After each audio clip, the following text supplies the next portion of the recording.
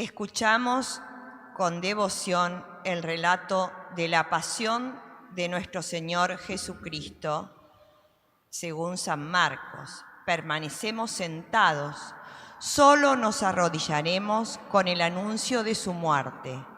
Cantamos la antífona de Cuaresma.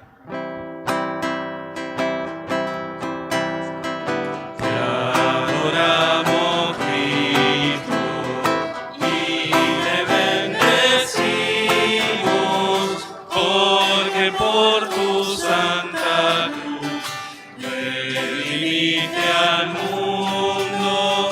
Te adoramos, Cristo, y te bendecimos, porque por tu santa cruz redimiste al mundo. El Señor esté con ustedes. Y con tu espíritu. Con tu espíritu. Pasión de nuestro Señor Jesucristo según San Marcos. Gloria a ti, Señor.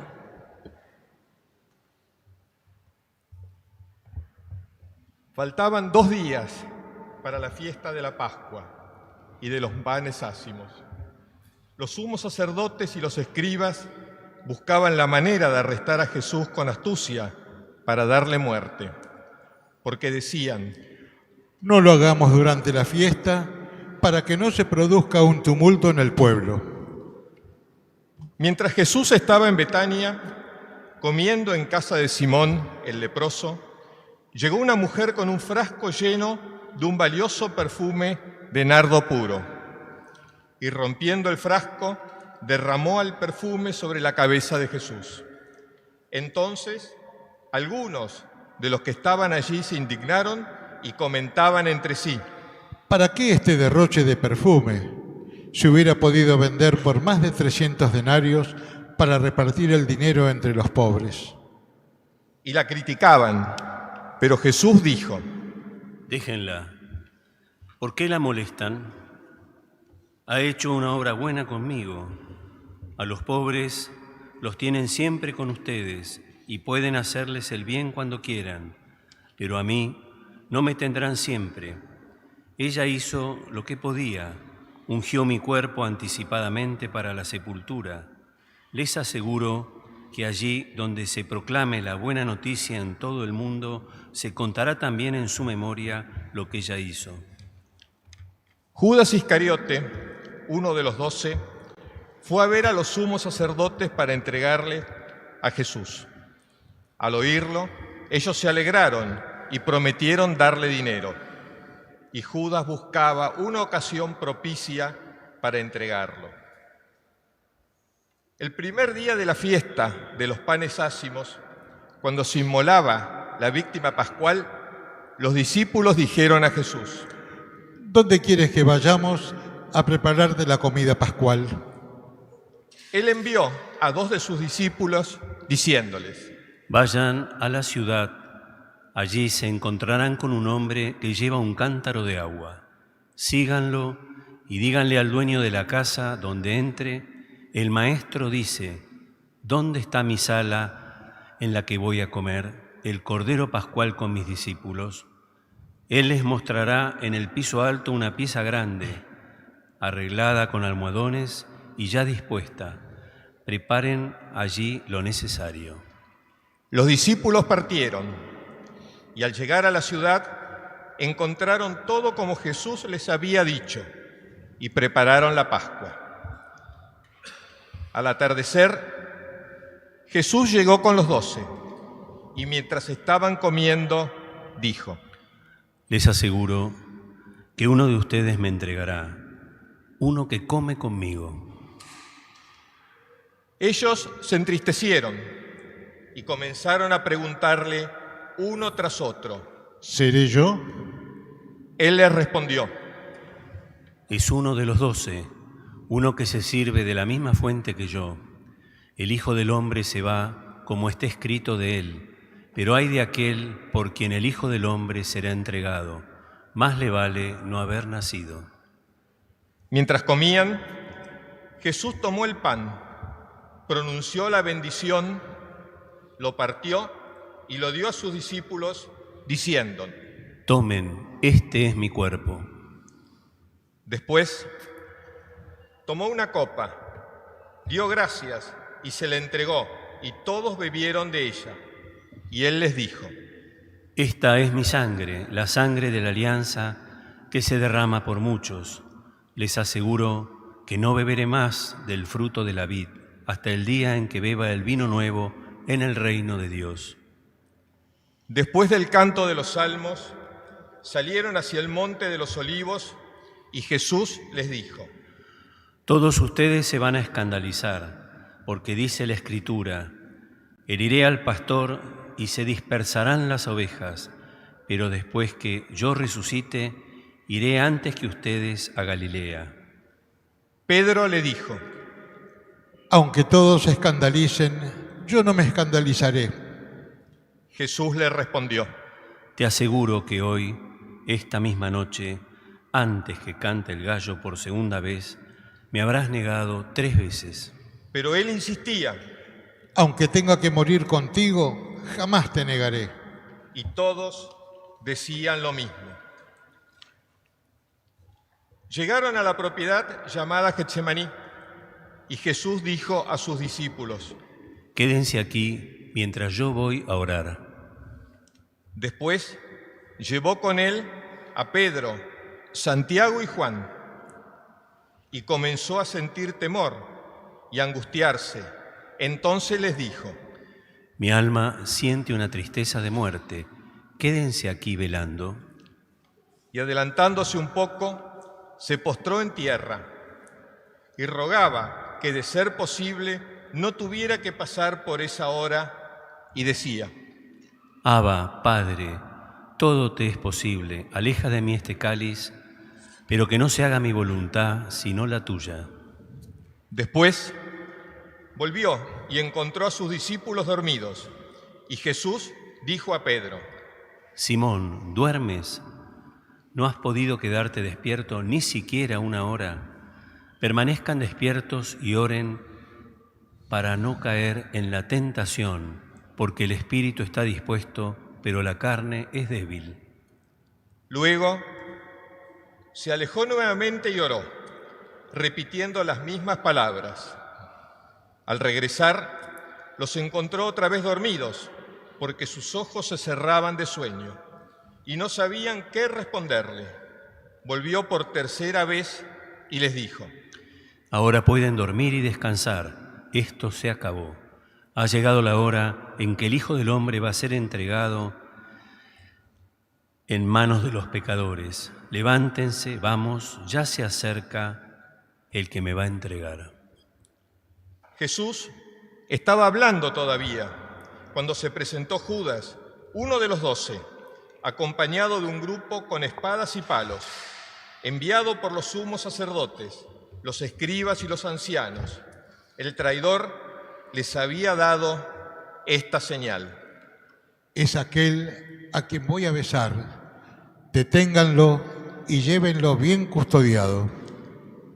Apenas llegó, se le acercó y le dijo: Maestro.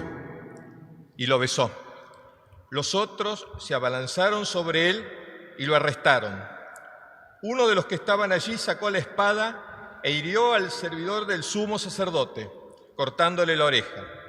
Jesús le dijo: Como si fuera un bandido, han salido a arrestarme con espadas y palos. Todos los días estaba entre ustedes enseñando en el templo y no me arrestaron. Pero esto sucede para que se cumplan las Escrituras. Entonces todos lo abandonaron y huyeron. Lo seguía un joven envuelto solamente con una sábana, y lo sujetaron, pero él, dejando la sábana, se escapó desnudo. Llevaron a Jesús ante el sumo sacerdote, y allí se reunieron todos los sumos sacerdotes, los ancianos y los escribas. Pedro lo había seguido de lejos hasta el interior del palacio del sumo sacerdote, y estaba sentado con los servidores, calentándose junto al fuego. Los sumos sacerdotes y todo el Sanedrín buscaba un testimonio contra Jesús para poder condenarlo a muerte, pero no lo encontraban, porque se presentaron muchos con falsas acusaciones contra él, pero sus testimonios no concordaban. Algunos declaraban falsamente contra Jesús. Nosotros lo hemos oído decir: yo destruiré este templo hecho por la mano del hombre, y en 3 días volveré a construir otro que no será hecho por la mano del hombre. Pero tampoco en esto concordaban las declaraciones. El sumo sacerdote, poniéndose de pie ante la asamblea, interrogó a Jesús. ¿No respondes nada a lo que estos atestiguan contra ti? Él permanecía en silencio y no respondía nada. El sumo sacerdote lo interrogó nuevamente. ¿Eres el Mesías, el Hijo del Dios bendito? Jesús respondió: Sí, yo lo soy, y ustedes verán al Hijo del Hombre sentarse a la derecha del Todopoderoso y venir entre las nubes del cielo. Entonces el sumo sacerdote rasgó sus vestiduras y exclamó: ¿Qué necesidad tenemos ya de testigos? Ustedes acaban de oír la blasfemia. ¿Qué les parece? Y todos sentenciaron merecía la muerte. Después algunos comenzaron a escupirlo y tapándole el rostro lo golpearon mientras le decían: Profetiza. Y también los servidores le daban bofetadas. Mientras Pedro estaba abajo en el patio, llegó una de las sirvientas del sumo sacerdote y al ver a Pedro junto al fuego, lo miró fijamente y le dijo: Tú también estabas con Jesús el Nazareno. Él lo negó diciendo: No sé nada, no entiendo de qué estás hablando. Luego salió al vestíbulo y en ese momento cantó el gallo. La sirvienta, al verlo, volvió a decir a los presentes: Este es uno de ellos. Pero él lo negó nuevamente. Un poco más tarde, los que estaban allí dijeron a Pedro: Seguro que eres uno de ellos, porque tú también eres Galileo. Entonces él se puso a maldecir y a jurar que no conocía a ese hombre del que estaban hablando. Enseguida cantó el gallo por segunda vez. Pedro recordó las palabras que Jesús le había dicho: antes que cante el gallo, por segunda vez, tú me habrás negado 3 veces.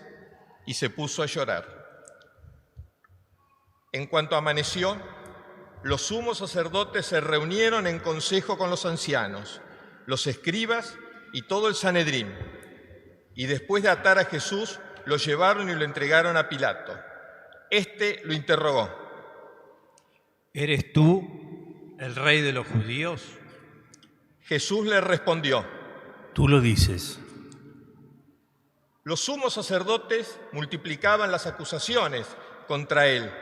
Pilato lo interrogó nuevamente: No respondes nada. Mira de todo lo que te acusan. Pero Jesús ya no respondió a nada más. Y esto dejó muy admirado a Pilato. En cada fiesta, Pilato ponía en libertad a un preso, a elección del pueblo. Había en la cárcel uno llamado Barrabás, arrestado con otros revoltosos que habían cometido un homicidio durante la sedición. La multitud subió y comenzó a pedir el indulto acostumbrado. Pilato le dijo: ¿Quieren que les ponga en libertad al rey de los judíos? Él sabía, en efecto, que los sumos sacerdotes lo habían entregado por envidia. Pero los sumos sacerdotes incitaron a la multitud a pedir la libertad de Barrabás. Pilato continuó diciendo: ¿Qué quieren que haga entonces con el que ustedes llaman rey de los judíos? Ellos gritaron de nuevo: Crucifícalo. Pilato les dijo: ¿Qué mal ha hecho? Pero ellos gritaban cada vez más fuerte. Crucifícalo. Pilato, para contentar a la multitud, les puso en libertad a Barrabás, y a Jesús, después de haberlo hecho azotar, lo entregó para que fuera crucificado. Los soldados lo llevaron dentro del palacio, pretorio, y convocaron a toda la guardia. Lo vistieron con un manto de púrpura, hicieron una corona de espinas y se la colocaron, y comenzaron a saludarlo. Salud, Rey de los judíos. Y le golpeaba la cabeza con una caña, lo escupían y doblando la rodilla le rendían homenaje. Después de haberse burlado de él, le quitaron el manto de púrpura y le pusieron de nuevo sus vestiduras. Luego lo hicieron salir para crucificarlo. Como pasaba por allí Simón de Cirene, padre de Alejandro y de Rufo, que regresaba del campo, lo obligaron a llevar la cruz de Jesús y condujeron a Jesús a un lugar llamado Gólgota, que significa lugar del cráneo. Le ofrecieron vino mezclado con mirra, pero él no lo tomó. Después lo crucificaron. Los soldados se repartieron sus vestiduras, sorteándolas para ver qué le tocaba a cada uno. Ya mediaba la mañana cuando lo crucificaron. La inscripción que indicaba la causa de su condena decía: el Rey de los Judíos. Con él crucificaron a dos bandidos, uno a su derecha y otro a su izquierda. Los que pasaban lo insultaban, movían la cabeza y decían: Tú que destruyes el templo y en 3 días lo vuelves a edificar, sálvate a ti mismo y baja de la cruz. De la misma manera, los sumos sacerdotes y los escribas se burlaban y decían entre sí: Ha salvado a otros y no puede salvarse a sí mismo. ¿Es el Mesías el Rey de Israel? Que baje ahora de la cruz para que veamos y creamos. También lo insultaban los que habían sido crucificados con él. Al mediodía se oscureció toda la tierra hasta las 3 de la tarde, y a esa hora Jesús exclamó en alta voz: Eloí, Eloí, lema sabactani, que significa: Dios mío, ¿por qué me has abandonado? Algunos de los que se encontraban allí al oírlo dijeron: Está llamando a Elías. Uno corrió a mojar una esponja en vinagre y poniendo en la punta de una caña le dio de beber, diciendo: Vamos a ver si Elías viene a bajarlo. Entonces Jesús, dando un gran grito, expiró.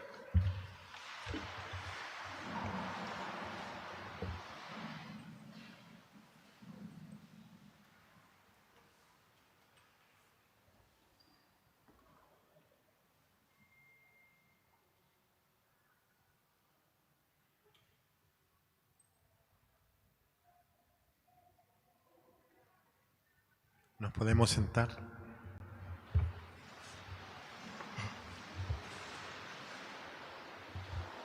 El velo del templo se rasgó en dos, de arriba abajo, al verlo expirar así. El centurión que estaba frente a él exclamó: Verdaderamente, este hombre era hijo de Dios. Había también allí algunas mujeres que miraban de lejos. Entre ellas estaba María Magdalena, María, la madre de Santiago el menor y de José, y Salomé, que seguían a Jesús y lo habían servido cuando estaba en Galilea, y muchas otras que habían subido con él a Jerusalén. Era día de preparación, es decir, víspera de sábado. Por eso, al atardecer, José de Arimatea, miembro notable del Sanedrín, que también esperaba el reino de Dios, tuvo la audacia de presentarse ante Pilato para pedirle el cuerpo de Jesús. Pilato se asombró de que ya hubiera muerto. Hizo llamar al centurión y le preguntó si hacía mucho que había muerto. Informado por el centurión, entregó el cadáver a José. Este compró una sábana, bajó el cuerpo de Jesús, lo envolvió en ella y lo depositó en un sepulcro cavado en la roca. Después hizo rodar una piedra a la entrada del sepulcro. María Magdalena y María, la madre de José, miraban dónde lo habían puesto. Palabra del Señor. Gloria a ti, Señor Jesús.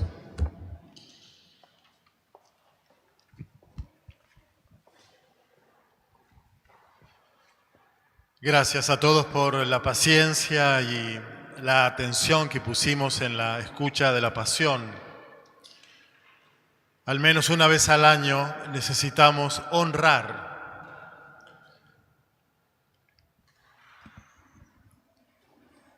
la actitud con la cual Jesús asume su destino y el nuestro. Una vez al año necesitamos honrar la valentía, la libertad, la dignidad, sobre todo el amor con el cual Jesús se entrega al Padre por nuestra salvación. Todos nosotros somos deudores de este amor crucificado. Vos y yo somos hijos de este amor crucificado. ¿Cómo no escuchar el testimonio de este amor? Si no lo escucháramos, no solo no sabríamos quién es Dios, el Dios hecho hombre, muerto y sepultado, amorosamente entregado por mí. Tampoco sabríamos mucho acerca de nuestra propia vida, porque la pasión es como un espejo que refleja también nuestra propia vida. Tengo 41 Domingos de Ramos ya celebrados como sacerdote.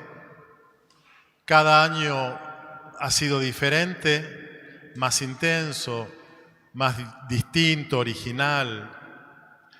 Pero de todos los que tengo celebrados, el que más recuerdo intensamente fue uno que celebré en una comunidad de recuperación de jóvenes, chicos, chicas adictos, Domingo de Ramos. Ellos también tenían sus ramos como nosotros, los levantaron, fueron bendecidos. Recorrimos el parque de la fundación, de la comunidad terapéutica, hasta llegar a la lectura de la Pasión, como hicimos igual nosotros. Y en esa mañana de Domingo de Ramos, me di cuenta de algo. Esos jóvenes que sostenían en sus manos los ramos, esto era lo que corporalmente estaba ocurriendo, pero anímicamente, espiritualmente, no eran ellos que sostenían los ramos. Los ramos los sostenían a ellos. Estaban colgados de esos ramos. Estaban sostenidos por Jesús. ¿Por qué digo esto? Porque al día siguiente, ese lunes santo, iban a recibir, la mayoría de ellos, el informe del laboratorio sobre su diagnóstico de SIDA. Y en aquellos años, bastantes atrás, estar infectado con el SIDA era casi un sinónimo de muerte. Y estaban todos tan cargados de angustia y necesitados de esperanza, que con un enorme fervor celebraban al Cristo crucificado y resucitado para que Él los sostuviera desde esos ramos que tenían en sus manos. Y entonces nosotros hoy celebramos nuestros ramos, nuestro Domingo de Ramos, con la misma experiencia de la pasión, de aquellos jóvenes también, y la nuestra, que es la que la pasión nos relata. La vida está muriendo. La vida está muriendo. En la pasión, claramente, la vida de Jesús está muriendo. Con permiso de Pilato, bajaron el cadáver de Jesús cuando murió. La pasión es un largo relato de la agonía de Jesús.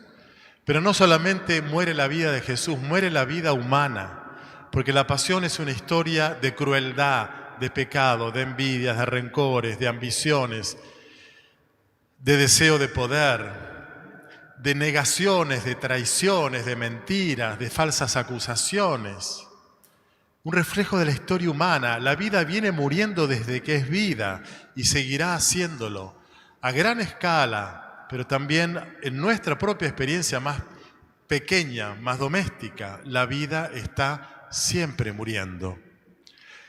Muere por nuestro contexto social de pobreza creciente, de delincuencia, de delitos que llevan a la muerte, de femicidios, de injusticias, de corrupción pública y privada, de leyes de aborto aprobadas con euforias y pañuelitos verdes revolcados por el aire. La vida está muriendo de diversas maneras. Y nosotros, por un lado, somos víctimas de nuestra vida que va muriendo. A veces, lamentablemente, somos sus victimarios. Nos duele el presente que vivimos, nos desanima, nos desalienta. Tantos cristianos, o no, yo charlo con los cristianos, están desalentados, desanimados, bajoneados, sin esperanza. La pandemia, la cuarentena que va a prolongarse, por lo visto, la ausencia de suficiente vacunación, todo esto genera un creciente temor, un creciente malestar, bronca, deseos de que todo se acabe y no se acaba. Y en estos contextos nosotros somos, como digo, víctimas de una vida que agoniza, pero a veces también nos convertimos en sus victimarios al no tratarla bien, al no tratar bien nuestra propia vida personal, al no tratar bien la vida de aquellos a quienes decimos amar. Por eso es que la pasión se prolonga en nuestro presente. Jesús la asume, la propia, como un destino inexorable. Padre, si puedo zafar, hacé que zafe. Padre, en el huerto, lo escuchamos, si es posible, aleja de mí esto. Bueno, pero que se haga tu voluntad. No fue posible. Lo asumió. Lo asumió no desde el resentimiento, el rencor, el deseo de venganza. Lo asumió con libertad, con deseos de amar y ofrecer su vida por la humanidad. Nuestro destino de vida es inexorable. Lo que nos pasa, pasa. Está pasando, no se puede evitar, sobre todo no se puede evitar rápidamente. Y entonces, ¿qué vamos a hacer? Y hay dos caminos, el de la dignidad y la valentía, la fortaleza espiritual de Jesús, que vive lo que tuvo que vivir en las manos del Padre, o el otro camino, es el camino que muchas veces transitamos nosotros. La protesta, el enojo, el resentimiento, la crítica, el bajón. No tenemos remedio inmediato para nuestra vida, pero sí está en nuestras manos vivirla con dignidad, con libertad, no destratando y descuidando nuestra vida personal y vincular, sino haciendo, en el contexto que estamos, lo mejor que podamos hacer con nuestra vida.